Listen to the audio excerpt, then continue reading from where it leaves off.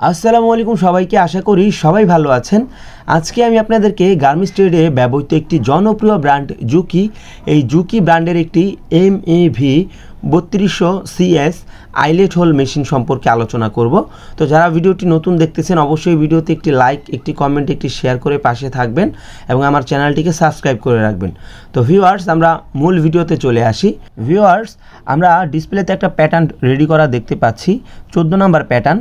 তো এখানে 22 মিলি হোলের লেন্থ দেওয়া আছে এবং সুইং স্পিড 2000 দেওয়া আছে, নিডেলের টেনশন দেওয়া আছে 70 এবং লুপারের 40 এবং নিডেল স্টিচ হবে 90টা। তো এইভাবে আমাদের প্যাটার্নটা রেডি করা আছে।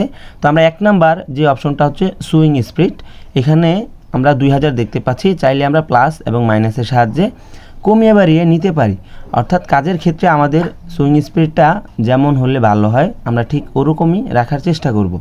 তো ভিউয়ার্স, এরপরে 2 নাম্বার যে অপশনটা আছে সেটি হচ্ছে আমাদের হোলের লেন্থ। এটা হচ্ছে আমাদের হোলকে লম্বা এবং ছোট করতে সহায়তা করে। তো এখন আমরা এখানে দেখতে পাচ্ছি আমাদের 22 mm ছিল, এখন আমরা সেটিকে বলা যায় কমিয়ে বা বাড়িয়ে এখান থেকে আমরা নিতে পারি প্লাস মাইনাসের সাহায্যে। এরপরে 3 নাম্বার যে অপশনটা আছে এখানে হচ্ছে আমাদের কাট স্পেস, অর্থাৎ হোলের মাঝখানে যে কাটিং অর্থাৎ রয়েস থাকে ফ্যাব্রিক, এই রয়েসের যেন কম বেশি করার জন্য মূলত এটি ব্যবহার করা হয়। এরপরে যে 4 নাম্বার অপশনটি, এখানে দেখতে পাচ্ছি আমরা স্টিচ স্পিড। এই স্টিচ স্পিডের মাধ্যমে আমরা আমাদের হোল বলা যায় ঘন পাতলা করতে পারি। ভিউয়ার্স, এই প্যাটার্নটিতে আমাদের 1.2 স্টিচ স্পিড ছিল, যার কারণে আমরা 90টা স্টিচ দেখতে পাচ্ছিলাম। তো এখন আমরা 1.1 করে দিলাম। এখন আমাদের স্টিচটা আরেকটু ঘন হয়েছে, অর্থাৎ আমরা যত কমাবো তত স্টিচ ঘন হবে এবং যত বাড়াবো তত আমাদের স্টিচ কমবে। তো ভিউয়ার্স, এখন 94টা স্টিচ হচ্ছে। আমি মেশিনটি সুইং করে আপনাদেরকে দেখাচ্ছি।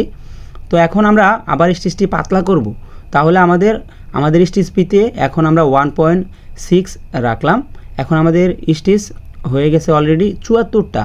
অলরেডি আমাদের স্টিচ কিন্তু অনেকটা কমে গেছে। তো যদি আমাদের স্টিচ ঘন এবং পাতলা করতে হয় তাহলে আমরা এই 4 নাম্বার অপশনটি ব্যবহার করব। তো ভিউয়ার্স, আপনারা একটু কাছ থেকে দেখেন তাহলেই বুঝতে পারবেন। এখন কিন্তু আমাদের স্টিচটি অনেকটা পাতলা হয়েছে। আগে প্রথম 90টা ছিল, তারপর 94টা হয়েছে, এখন কিন্তু 74টা হয়েছে। এখন আমরা মেশিনটিতে 1.2 স্টিচ স্পিড রাখবো, কারণ মেশিনটি এইভাবেই সেট আপ করা ছিল, কারণ এটি একটি রানিং স্টাইলের মেশিন, যার কারণে আমি আগের অবস্থা নিয়ে রাখলাম। তো ভিউয়ার্স, এর পরের অপশনটি হচ্ছে 5 নাম্বার অপশন। এই অপশনে আমাদের আইলেট স্টিচ, অর্থাৎ উপরের যে রাউন্ডটা আছে এই রাউন্ডে আমাদের 12টা স্টিচ দেওয়া ছিল। তো আমরা প্লাস মাইনাসের সাহায্যে চাইলেই কমিয়ে এবং বাড়িয়ে নিতে পারি। তো স্যাম্পল যেভাবে থাকবে আমরা ঠিক ওইভাবেই আমাদের কাজ করে দিতে হবে। তো ভিউয়ার্স, এখন আমি 10টা স্টিচ দিয়ে সুইং করে আপনাদেরকে দেখাচ্ছি। 10টা স্টিচ দেওয়ার পরে এখন কিন্তু হোলের পরিবর্তন এসেছে। আগে 12টা স্টিচ ছিল, এখন কিন্তু 10টা দেওয়া হয়েছে। তো ভিউয়ার্স, আমাদের স্যাম্পল অনুযায়ী মেশিন সেট করে দিতে হবে। তো এরপরে যে অপশনটি আমরা দেখাচ্ছি এটি হচ্ছে নিডেলের থ্রেড, অর্থাৎ আমাদের যে নিডেলের টেনশন, এটি হচ্ছে এই প্রোগ্রাম অর্থাৎ S60। এরপরে যে অপশনটি হচ্ছে আমাদের লুপারের টেনশন, এটা হচ্ছে S75। তো এখানে আমরা দেখা যাচ্ছে আমাদের প্রয়োজন অনুযায়ী 50, 60, 40 যেমন রাখলে আমাদের টেনশন ভালো আসে উপরে এবং নিচে, আমাদের ঠিক ওই রকমই রাখতে হবে। তো ভিউয়ার্স, এরপরে যে অপশনটি হচ্ছে এটি হচ্ছে আমাদের নিডেল যখন আমরা পরিবর্তন করি তখন আমরা এই বাটনটি ব্যবহার করি। এই বাটনে প্রেস করলে আমাদের যে নিডেলের যে ক্লামটা আছে এটি মুভিং করে, যা কিনা আমাদের নিডেলটি পরিবর্তন করলে কাজে আসে। এই যে নিডেলের চিহ্ন দেখা যাচ্ছে এবং সুতার চিহ্ন, তো সুতা লাগানোর সময়ও এটি আমাদের কাজে আসে। এরপরের যে অপশনটি আছে সেটি হচ্ছে আমাদের বেডের একটি চিহ্ন দেখতে পাচ্ছি। এই বেড আমাদের সামনে এনে কাজ করা যায় এবং পিছনে নিয়েও কাজ করা যায়। অপারেটরদের সুবিধার অনুযায়ী আমাদের মেশিনটি সেট আপ করে দিতে হবে। এরপরে আমরা যে অপশনটি দেখব এটি হচ্ছে আমাদের নাইফের প্রেসার। এটি আমাদের যখন কিনা নাইফ উপরে এবং নিচে দুইটি ভালো আছে কিন্তু ফেব্রিক ভালোভাবে কাটতেছে না, সেই ক্ষেত্রে আমরা এই বাটনটি প্রেস করে আমরা প্রেসারটা কিছুটা বাড়িয়ে দেব, তাহলে আমাদের ফেব্রিকটি ভালোভাবে কাটবে।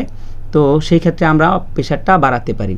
তো ভিউয়ার্স, এরপরে যে অপশনটি আমরা দেখাতে চাই সেটি হচ্ছে আমাদের যে নাইফ, এই নাইফের অপশনটি দেখাবো। নাইফ অনেক সময় আমরা এমন হয় যে শুধু হোল থাকবে, নাইফ লাগবে না, সেই ক্ষেত্রে আমরা এখানে এই ক্রস চিহ্নটা উঠিয়ে রাখবো, তাহলে আমাদের নাইফটি বন্ধ থাকবে।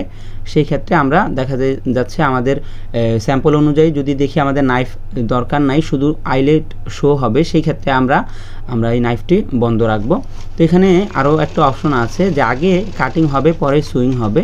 তো আমরা চাইলে এখানে 2-3টা মোড আছে, যেটা আমাদের প্রয়োজন সেটি আমরা ব্যবহার করব। আরেকটি হোল আমি নাইফ অন করে আপনাদেরকে চালিয়ে দেখাচ্ছি। মেশিনটা কিন্তু সুইং হওয়ার পরে কিন্তু নাইফটা অটোমেটিকলি পড়তেছে। তো আমরা এই বাটনটির সাহায্যে আমরা নাইফ বন্ধ এবং চালু করে কাজ করতে পারি। তো ভিউয়ার্স, এরপরের যে অপশনটি আমি দেখাতে চাই সেটি হচ্ছে এম বাটনের অপশনগুলো। তো এখানে কিন্তু আমাদের অনেকগুলো অপশন আছে, এগুলো আমরা নেক্সট অন্য কোনো ভিডিওতে আলোচনা করব। তো এখন আমি আপনাদেরকে আরেকটা বিষয় জানাই, সেটি হচ্ছে আমাদের যে কাউন্টিং, এই কাউন্টিংয়ের প্রেস করলে আমাদের এখানে সি চাপ দিলে কিন্তু যত কাউন্টিং হয়েছে এগুলো 0 হয়ে যাবে। এরপরে আমরা কলম বাটনে প্রেস করব। এটা হচ্ছে এডিট বাটন। এই বাটন প্রেস করার পরে আমরা উপরে এবং নিচে প্রেস করার ফলে আমাদের আরও অনেকগুলো অপশন আসবে, যার সাহায্যে আমরা আমাদের পছন্দ অনুযায়ী হোল সেট আপ করতে পারবো। অর্থাৎ স্যাম্পল অনুযায়ী আমাদের হোল সেট আপ করতে এই বাটনগুলো আমাদের সহায়তা করে। তো ভিউয়ার্স, আশা করি ভিডিওটি বুঝতে পেরেছেন। আমি একটা বেসিক ভিডিও আপনাদেরকে মূলত বোঝানোর চেষ্টা করেছি। তো যারা ভিডিওটি মনে হয়েছে কিছুটা হলেও আপনাদের উপকার হয়েছে, অবশ্যই ভিডিওতে একটি লাইক, একটি কমেন্ট, একটি শেয়ার করে পাশে থাকবেন এবং আমার ইউটিউব চ্যানেলটিকে সাবস্ক্রাইব করে রাখবেন। পাশে থাকা বেল বাটনটি অন করে রাখবেন যেন পরবর্তীতে এই ধরনের ভিডিও আসলে সবার আগেই আপনার নোটিফিকেশনে চলে আসে। আর যারা কিনা ফেসবুক থেকে দেখতেছেন অবশ্যই পেজটিকে ফলো দিয়ে রাখবেন। তো সবাই ভালো থাকুন, সুস্থ থাকুন, সবার সুস্বাস্থ্য কামনা করছি। দেখা হবে অন্য কোনো ভিডিওতে। আসসালামু আলাইকুম।